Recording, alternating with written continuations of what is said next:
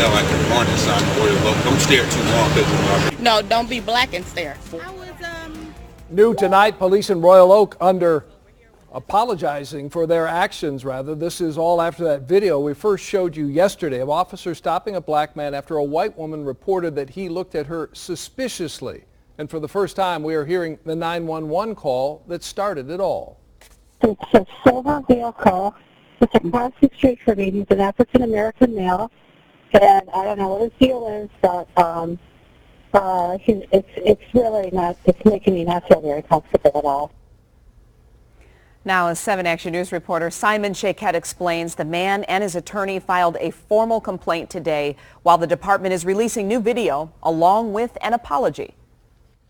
We're learning more about allegations of discrimination and racial profiling here in Royal Oak today, specifically a man who says he's a victim and his attorney meeting with police to file a formal complaint. This young man is stopped because a Caucasian lady said that he looked at her suspiciously. This recent Facebook video was taken after 20-year-old Devin Myers had police called on him by a white woman who allegedly accused him of looking at her suspiciously.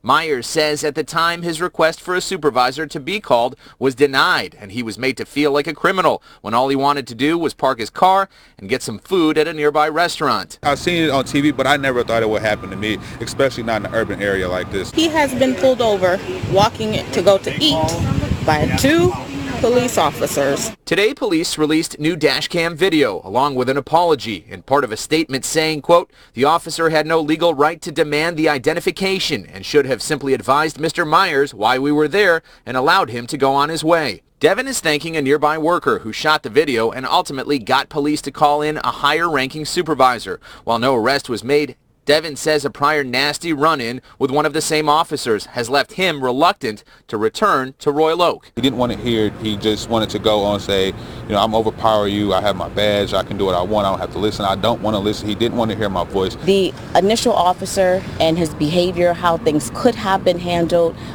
it was addressed by the chief that things could have and should have been handled differently. Police are also now saying what took place is unacceptable and both a responding officer and a supervisor didn't handle things in a manner expected of them.